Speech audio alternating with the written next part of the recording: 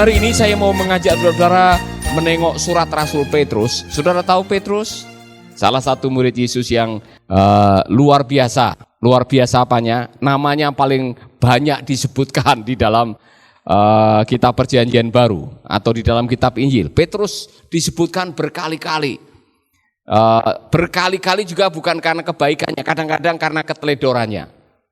Nah, saudara-saudara, saya yakin bahwa kuasa Allah bekerja dalam segala perkara. Nah, setelah Petrus menjadi seorang pemberita Injil dan dia menuliskan surat kepada jemaat yang mengalami aniaya, saya membaca kembali pengakuan. Sebetulnya surat yang ditulis oleh Rasul Petrus itu semacam teologia pribadinya, pemahaman pribadinya mengenai siapa kita di hadapan Tuhan.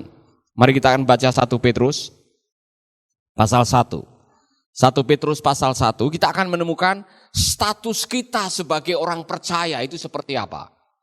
Saudara-saudara umat pilihan Allah yang tersebar di perantauan, di daerah Pontus, Galatia, Kapadokia, Asia, dan Bitinia, saya Petrus, Rasul Yesus Kristus, mengharap semoga Allah memberi berkat dan sejahtera kepadamu dengan berlimpah-limpah. Saya suka kalimat yang berikutnya. Kalian dipilih menjadi umat Allah sesuai dengan rencana Allah Bapa. Dan Roh Allah sudah menjadikan kalian umat yang kudus, khusus untuk Allah, supaya kalian taat kepada Yesus Kristus dan disucikan oleh darahnya. Marilah kita bersyukur kepada Allah, Bapa Tuhan kita Yesus Kristus. Ia sangat mengasihi kita. Itu sebabnya Ia memberikan kepada kita hidup yang baru. Dengan menghidupkan kembali Yesus Kristus dari kematian. Ini memberikan kita harapan yang kokoh. Kita mengharap untuk memiliki berkat-berkat yang disediakan Allah bagi umatnya, yaitu berkat-berkat yang disimpannya di surga, sehingga tidak dapat rusak atau menjadi busuk ataupun luntur. Semuanya itu adalah untukmu. Karena kalian percaya kepada Allah, maka kalian jaga dengan kuasa Allah supaya kalian menerima keselamatan yang siap dinyatakan pada akhir zaman nanti. Karena itu hendaklah kalian bersuka hati, meskipun sekarang untuk sementara waktu kalian harus menjadi sedih karena kalian mengalami bermacam-macam cobaan. Surat ini dialamatkan kepada orang Kristen yang teraniaya di beberapa provinsi. Orang-orang Kristen yang harus menyelamatkan imannya oleh karena harus membayar pajak, ada yang 2 kali lipat, ada yang 4 kali lipat. Mereka harus menyelamatkan iman oleh karena kekejaman Kaisar Nero yang memfitnah orang Kristen, membakar kota Roma. Mereka ada yang diadu dengan binatang buas, kemudian mayatnya ditancapkan di taman kota, malam dinyalakan sebagai penghias kota. Untuk menyelamatkan imannya, mereka harus pergi menjadi pengungsi. Saudara pernah menjadi pengungsi? Ada yang pernah menjadi pengungsi? Saya pernah ngerasain jadi pengungsi. Pengungsi itu hidup dari belas kasihan orang. Nah, kepada orang yang sedang menghadapi berbagai-bagai cobaan, Rasul Petrus ingin meneguhkan status kita. Karena ketika kita memahami siapa kita, pemahaman mengenai siapa kita akan menolong kita menjalani kehidupan. Yang pertama, Rasul Petrus ingin mengingatkan kepada umat Tuhan, hei, kamu adalah umat yang sudah dipilih. Meskipun kadang-kadang kita diizinkan hidup tersisih. Saudara-saudara, saya menyadari hidup sebagai seorang pengungsi, kadang-kadang kita mengalami apa yang disebut dengan low self-esteem. Kita merasa, kita ini pengungsi, hidup di negeri orang, numpang di rumah tetangga, makan dari belas kasihan orang. Kemudian kalau ditanya, kerjaanmu apa? Kamu tinggal di mana? Kamu warga mana? Kenapa kamu ada di sini? Saudara-saudara, ada semacam, saya sedang menjadi pengungsi di sini. Dalam situasi Anda menghadapi musibah, kena bencana, saudara kita yang sedang kena bencana, bisa saja akhirnya mempertanyakan, masa Tuhan memperlakukan kita seperti ini? Kita ini orang yang rajin ke gereja, baca Alkitab, ikut melayani, bahkan statusnya sebagai majelis gereja. Kenapa ada bencana dan bencana itu mengenai keluarga kami atau kami menjadi korban? Saudara-saudara, apapun yang terjadi dalam hidup saudara tidak mengubah status saudara.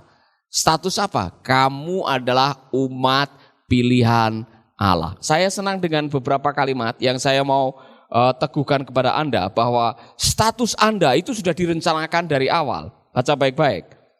Baca baik-baik, saudara-saudara. Kalian dipilih menjadi umat Allah sesuai dengan rencana Allah. Jadi fakta bahwa Yesus mati di kayu salib, kemudian darahnya menyucikan Anda untuk mengembalikan status Anda sebagai umat pilihan Allah, itu sudah direncanakan sebelum Anda lahir. Sebelum Anda dalam dunia, Anda sudah ditentukan hidup di dalam rencananya.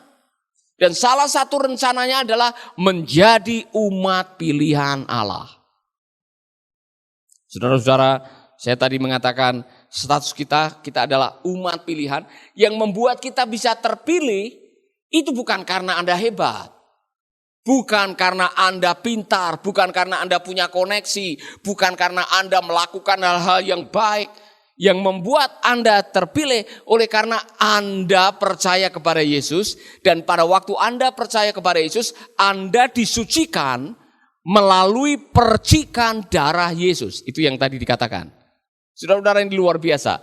Jadi kalau boleh meminjam perjanjian lama, saudara-saudara, seorang imam ketika mengorbankan binatang, dia harus memercikkan darah dia menyelupkan tangannya dan memercikkan 7 kali.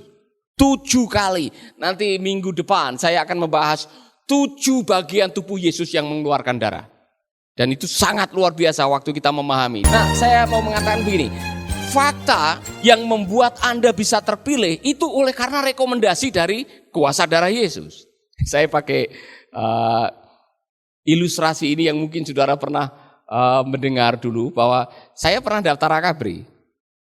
Tetapi saya ditolak, tidak dipilih karena surat rekomendasi menunjukkan saya tidak bersih. Tidak bersih lingkungan karena bapak saya tersangkut G30 SPKI. Nah, rekomendasi itu menentukan. Ada 2 rekomendasi yang dari Koramil dan dari kepolisian. Dua-duanya tertutup, saya tidak boleh buka. Hanya panitia penerimaan yang boleh buka. Jadi pada waktu sidang penentuan terakhir, saudara-saudara, kalau tes akabri sudah sampai di sidang penentuan terakhir, itu 50-50. Ya kan? Diterima atau tidak. Itu sudah, harapannya sudah besar sekali. Jadi saya sudah mengharapkan terima. Saya tes kecerdasan lulus. Tes mental ideologi lulus. Tes kesehatan lulus, walaupun saya ada pengalaman lucu waktu tes kesehatan, saudara. Jadi, tetapi saya sudah lulus semua. Jadi tinggal rekomendasi ini. Nah, ternyata rekomendasi itu menunjukkan saya tidak bersih lingkungan. Fakta bahwa saya tidak bersih membuat saya ditolak. Saya pakai ilustrasi yang sama. Yang membuat Anda terpilih menjadi umat pilihan karena rekomendasi Anda bersih. Bersih dari mana? Bersih dari dosa oleh apa? Percikan darah Yesus. Darah Yesus itulah yang membersihkan hidup saudara, membuat Anda boleh kembali mengalami status sebagai anak, sehingga Anda boleh menyebut Aba ya Bapa. Luar biasa.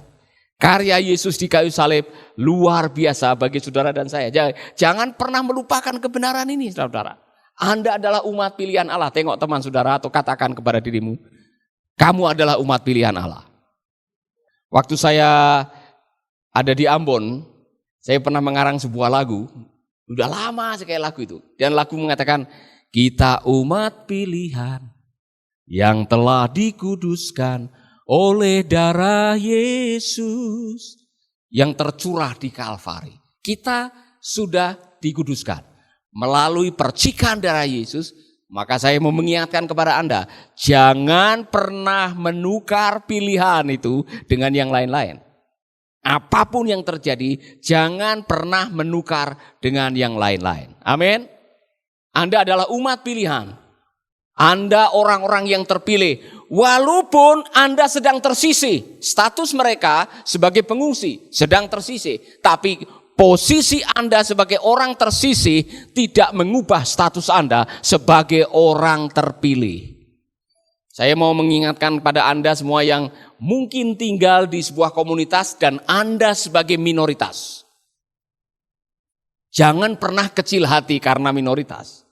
Karena minoritas atau Anda mungkin satu orang di kampung itu, tapi satu orang bersama dengan Tuhan. Anda punya kekuatan yang sangat luar biasa. Jadi jangan pernah merasa rendah diri karena status Anda. Sebagai orang Kristen, saya harus mengatakan ini karena ada beberapa teman-teman atau ada beberapa orang yang lewat SMS setelah menonton video khotbah yang mengatakan kami ada di tempat yang sulit untuk beribadah. Saya merasa kadang-kadang tidak bisa bahkan hari Minggu beribadah. Saudara, dimanapun engkau berada, saya mau mengingatkan Anda adalah umat pilihan Allah. Dan itu adalah sebuah rencana yang sudah ditetapkan oleh Tuhan sebelum Anda lahir. Amin. Yang kedua, status saudara. Saya suka ayat yang berikutnya ini. Kalau saudara membaca ayat yang berikutnya, saudara akan menemukan kebenaran yang luar biasa. Ayat yang kedua. Marilah kita bersyukur kepada Allah, Bapa Tuhan kita Yesus Kristus. Ia sangat mengasihi kita. Itu sebabnya Ia memberikan kepada kita hidup yang baru dengan cara bagaimana? Menghidupkan kembali Yesus Kristus dari kematian.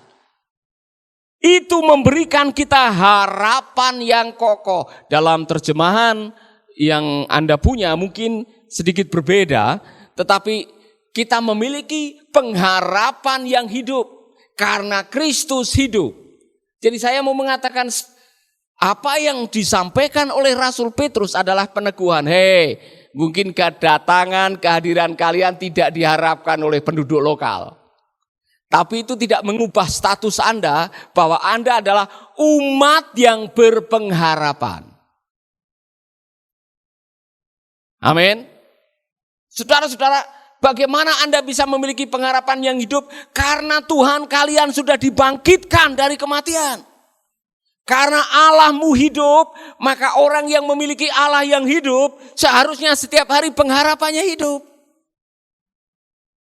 Saya mau tanya, harapanmu hari ini hidup atau setengah hidup? Kalau saudara percaya bahwa Yesus hidup, logikanya dengan penalaran yang gampang. Kalau Anda percaya Yesus hidup, maka Dia tahu apa yang terjadi dengan hidup Anda hari ini. Dia tahu apa yang akan terjadi dengan hidup Anda besok. 5 tahun yang akan datang, 10 tahun yang akan datang, 50 tahun yang akan datang. Allah tahu karena dikatakan, akulah Alfa dan Omega. Dia tidak dibatasi oleh waktu. Dia tahu segala yang terjadi. Bahkan tidak ada peristiwa di bumi yang tidak pernah yang lepas dari kontrolnya Dia. Semua ada di bawah izinnya Tuhan. Amin. Oleh karena itu saya mengatakan kepada Anda, ini penting sekali. Anda bukan hanya dipilih, Anda adalah orang yang berhak hidup dengan harapan. Dan harapan ini sangat penting. Saudara-saudara, saya mau mengatakan kepada Anda, berbahagialah Anda yang masih punya harapan. Karena orang yang tidak punya harapan namanya putus harapan. Dan saya mengulangi lagi, berkali-kali, orang yang putus harapan itu lebih berbahaya daripada orang yang rasukan setan. Ya kan? Ada yang putus harapan, saudara. Orang yang Ibu Yeye angkat tangan, ya. Dia putus harapan, sudah terapi 16 kali masih tetap sama, ya kan? Tidak kempes-kempes, saudara. Jadi ada orang yang mencoba dan tidak ada hasilnya sehingga putus harapan. Orang yang putus harapan seperti Kleopas. Sahabat, Anda baru saja mendengarkan program Making Life Better.